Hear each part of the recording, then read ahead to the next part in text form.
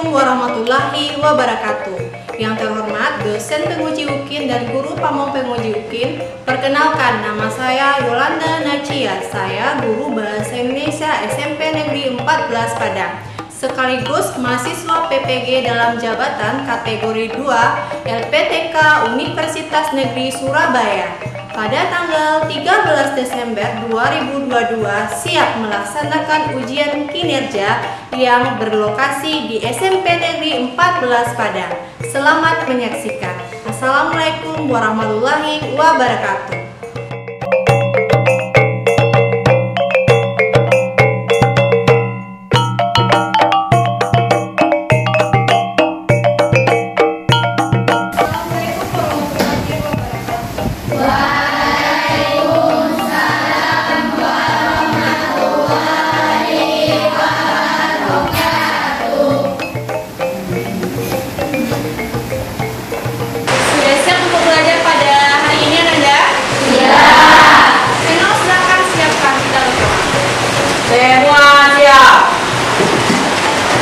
Berdoa mulai.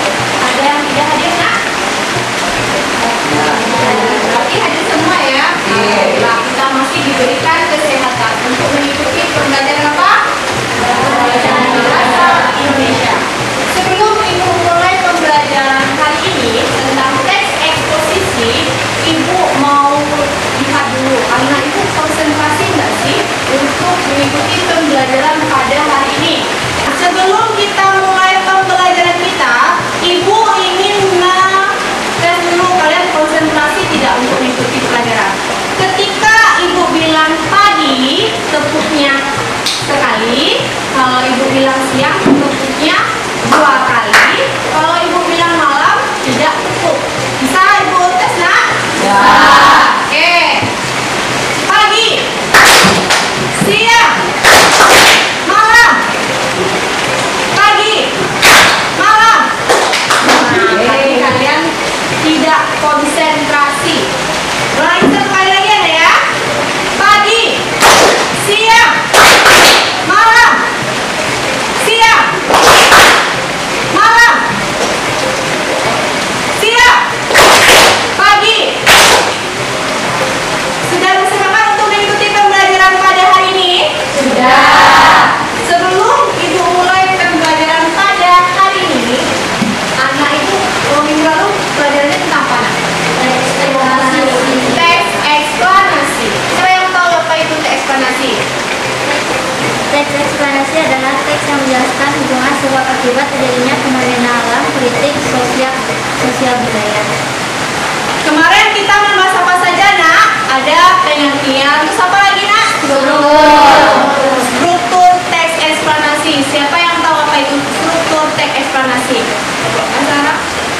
Ada 3 struktur teks eksplanasi. 1. Identifikasi. 2. Proses kejadian. 3. Ulasan.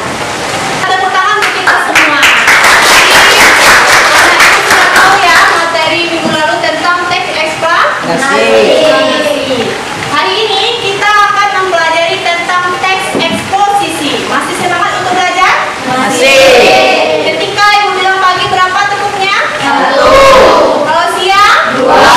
Pagi? 1. Siang? 2. Malam? Tidak. Nah, kita lanjut ke materi.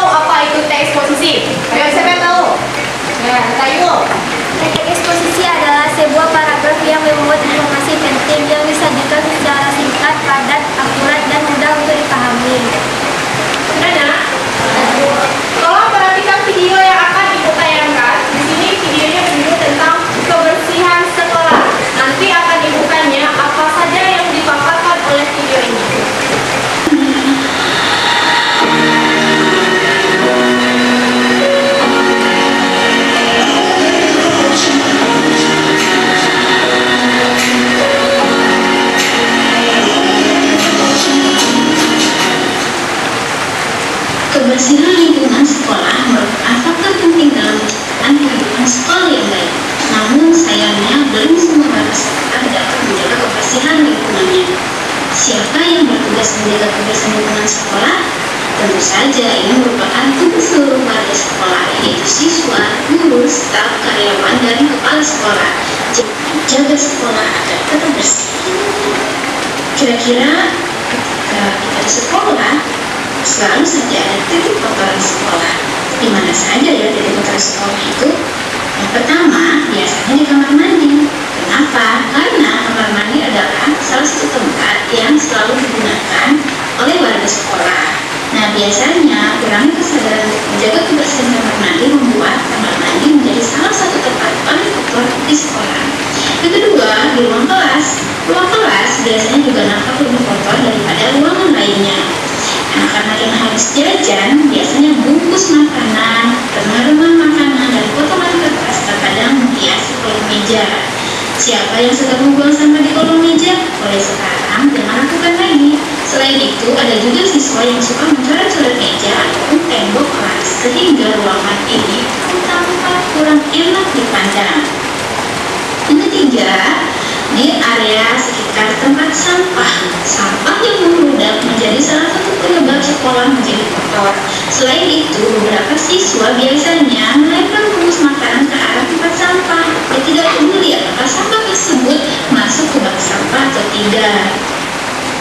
Berikutnya, saluran air depan kelas. Nah, di saluran ini juga biasanya di tempat yang kotor di sekolah. Kenapa? Siapa yang jika menyapu kelas atau mengarahkan kotoran ke saluran air? Biasanya siswa yang kurang menyadari kebersihan lingkungan sekolah, dia akan membuang sampah saat dia menyapu di kelas ke saluran air. Mereka kurang menyadari pentingnya kebersihan saluran air.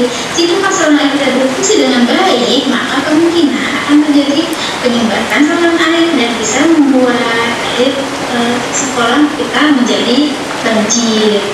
Berikutnya, selain tadi tempat-tempat kotor yang ada di lingkungan sekolah, kita juga harus tahu bagaimana cara agar sekolah kita tetap bersih, yaitu dengan cara menjaga kebersihan lingkungan sekolah.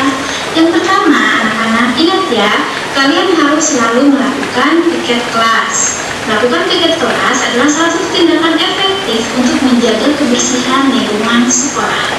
Jika kalian mendapat jadwal piket, kalian harus membersihkan seperti menyapu, membersihkan meja, dan papan tulis.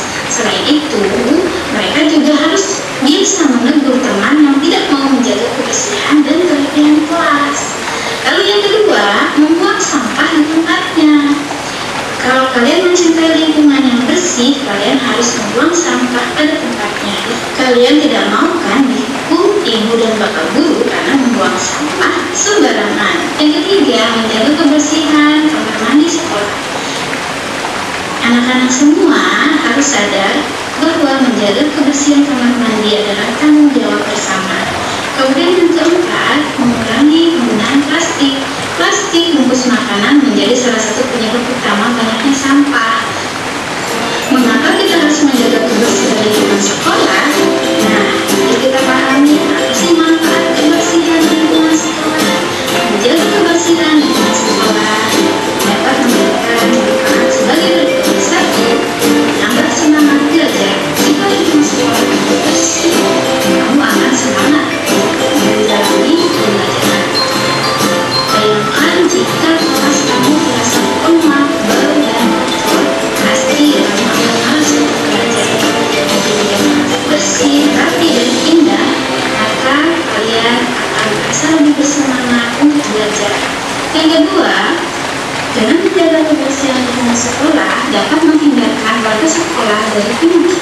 Lingkungan sekolah yang bersih pastinya terbebas dari kuman dan virus penyakit, sehingga warga sekolah dapat terhindar dari berbagai penyakit yang disebabkan oleh virus dan kuman. Kebersihan sekolah juga dapat menghindarkan siswa, guru, dan karyawan dari penyakit demam berdarah. Yang ketiga, lingkungan sekolah menjadi nyaman dan sehat. Lingkungan sekolah yang bersih pasti akan nyaman dan sehat. Seluruh warga sekolah akan merasa nyaman berada di kelas, kantin, taman, dan bahkan nyaman menggunakan kamar mandi. Lingkungan seperti ini juga akan membuat tumbuhan di taman tersebut, sehingga udara segar selalu meliputi lingkungan sekolah. Hal ini tentunya membuat seluruh warga sekolah menjadi lebih sehat dan merasa lebih segar. Kebersihan lingkungan sekolah tidak dapat terjaga dengan baik tanpa kerjasama semua warga sekolah. Oleh karena itu, dengan melihat pentingnya kebersihan sekolah, siswa, guru, karyawan, dan kepala sekolah harus memiliki kesadaran untuk menjaga lingkungan sekolah agar tetap bersih. Yuk selalu rajin membersihkan lingkungan sekolah ataupun lingkungan sekitar kita. Anak pandai selalu cinta lingkungan. Assalamualaikum warahmatullahi wabarakatuh. Dan apa yang dapat anak ibu simpulkan dari video yang sudah ditayangkan? Apa saja? Ibu ingin kalian tunjuk tangan. Apa yang tahu? Membuang sampah pada tempatnya. Apa lagi nak? Membersihkan lingkungan. Toiletnya ada tadi kan nak? Terus apa lagi? Melaksanakan piket kelas. Mengerti? Paham nak? Ibu punya contoh teks eksposisi. Ini sama seperti video, tapi ini bentuknya adalah tertulisnya. Ibu ingin siapa perwakilan dari anak ibu yang bisa menentukan struktur dari teks eksposisi yang berjudul menjaga kebersihan lingkungan sekolah. Ayo siapa yang bisa? Ayo, diapakan aja ya nak ya.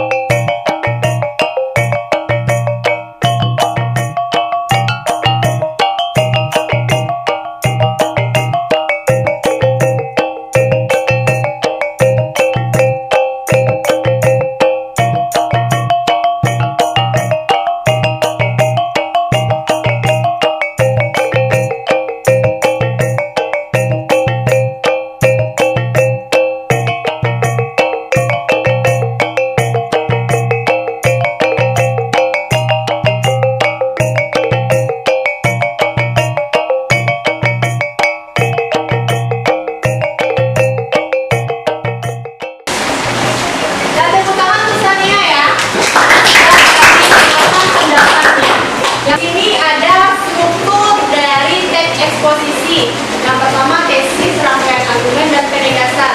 Teman kita Sania sudah menentukan mana bagian dari struktur teks eksposisi ini. Tesis berada pada kelas berapa? Pertama. Rangkaian argumen? Kedua. Di rangkaian argumen ada apa?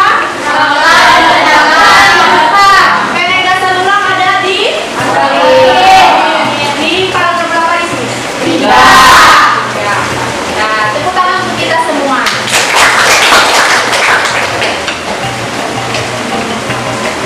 Selanjutnya ibu ada pengertian dari masing-masing strukturnya. Siapa yang bisa membacakan? Yang pertama ada tesis, argumentasi, dan penegasan ulang. Sekarang siapa yang bisa membacakan tesis itu apa? Siapa yang bisa? Tesis adalah bagian pembuka teks yang berbicara pertanyaan umum tentang apa yang ingin disampaikan pembuat teks. Sekarang siapa yang tahu apa itu argumentasi? Siapa yang bisa membacakan? Dan silakan. Argumentasi adalah bagian yang memuatkan tesis yang berfungsi menjadi ruang untuk menjelaskan hal yang mendukung gagasan dimulai dari data, teori maupun pendapat untuk memberikan pengaruh. Sekarang siapa yang tahu itu penegasan ulangan? Ya, Zara. Penegasan ulang merupakan bagian pamungkas dalam teks eksposisi sekaligus penutup dalam teks. Ini sama seperti kesimpulannya ya, Nak ya. Sekarang siapa yang tahu ciri-ciri dari teks eksposisi? Siapa yang tahu? Ciri-ciri teks eksposisi: 1. Menjelaskan informasi atau pengetahuan tentang suatu hal. 2. Gaya informasi berkembang dan berbeda. 3. Penyampaian menggunakan bahasa yang baku dan disampaikan disampaikan secara lugas atau langsung. 4. Bersifat netral dan tidak memihak. 5. Diskusi harus menggunakan fakta sebagai bukti yang kuat. Nah, setelah menyampaikan ciri-ciri, silakan anak ibu duduk per kelompok yang sudah ibu tentukan. Silakan duduk per kelompok.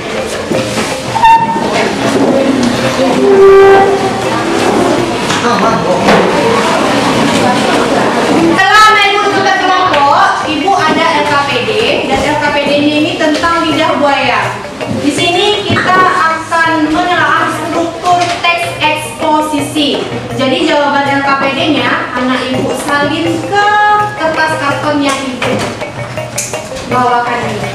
Jadi ibu bagikan, anak ibu tentukan strukturnya, tesisnya, argumentasinya, dan penegasan rumah. Habis itu kita presentasikan.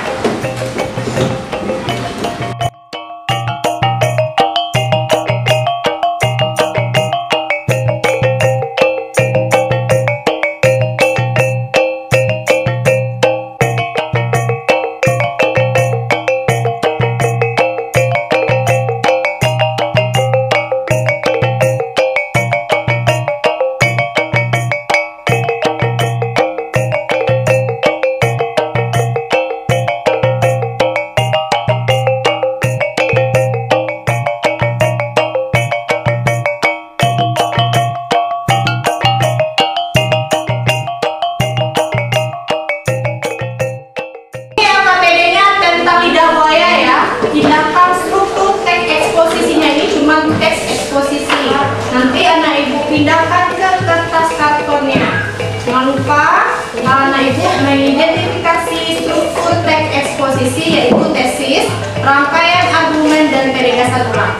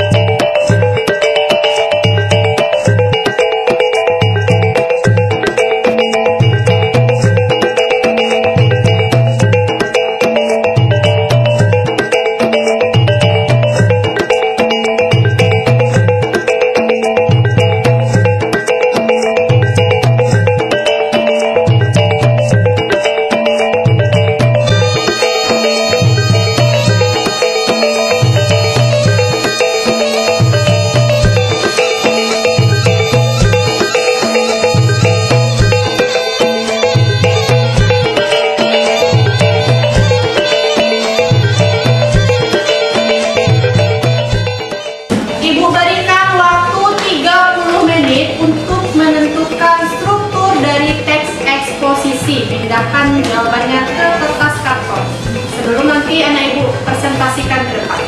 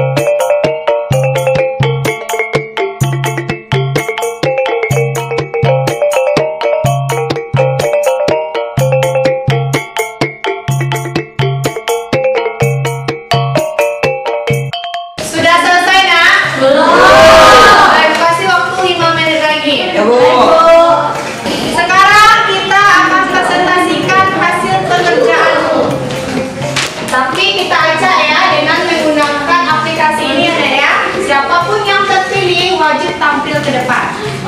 Ngerti? Ngerti. Oke, kita mulai ya. Ketik ya.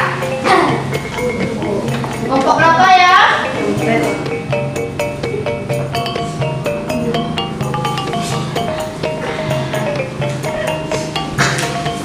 Ya, betul.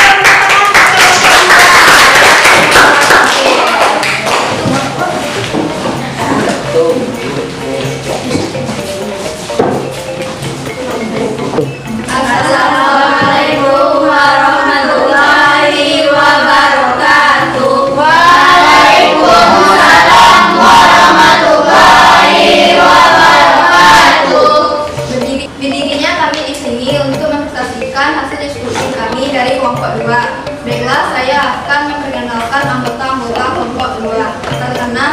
Perkenalkan, nama saya Negati Rahma dan teman saya Rizky Zahra, Ranisha Intan, Tazkiyah Humairah, Amaria Nisa. Kami akan mempresentasikan teks eksposisi saya yang berjudul Manfaat Tanaman Lidah Buaya. 1. Tesis. Sejak zaman dahulu nenek moyang kita lebih mengenal manfaat tanaman lidah buaya. Manfaat tanaman ini tidak hanya berguna untuk menyuburkan rambut, akan tetapi juga bermanfaat untuk kesehatan tubuh manusia.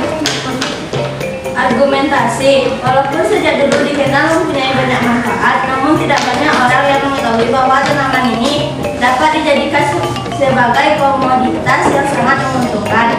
Para peneliti mengungkapkan banyak sekali manfaat yang terdapat dalam tanaman lidah buaya. Di bawah ini akan dijelaskan mengenai manfaat tanaman tersebut. Kalimat fakta. 1. Bagian tertentu dari tanaman ini bisa dijadikan sebagai obat yang sangat baik untuk mempercepat proses penyembuhan. Lidah buaya dinilai sangat ampuh untuk mengobati bekas luka karena cedera ataupun luka karena terbakar.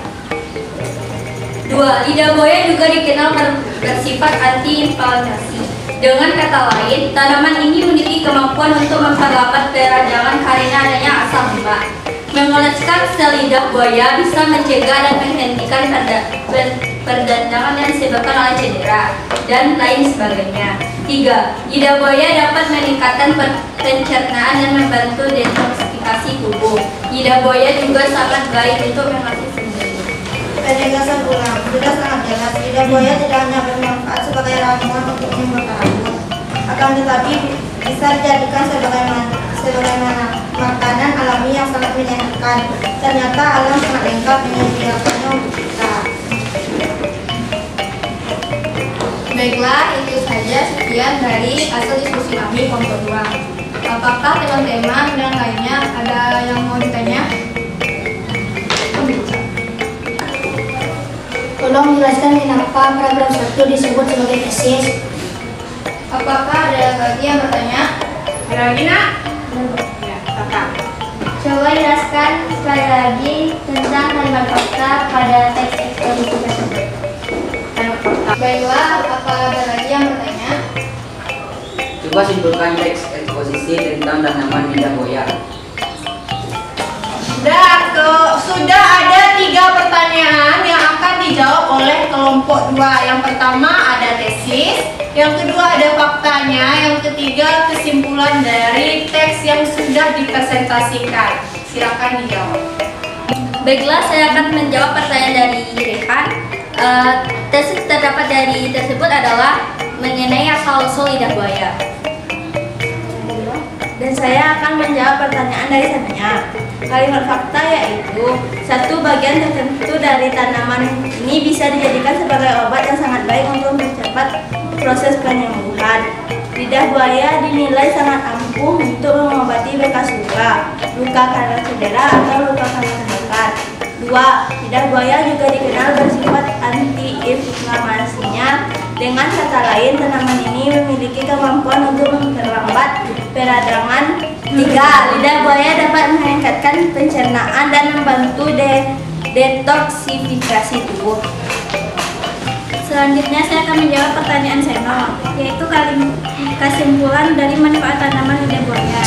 Sudah sangat jelas, lidah buaya tidak hanya bermanfaat sebagai ramuan untuk menyuburkan rambut, akan tetapi bisa dijadikan sebagai makanan alami yang sangat menyehatkan. Ternyata alam sangat lengkap menyediakan untuk kita.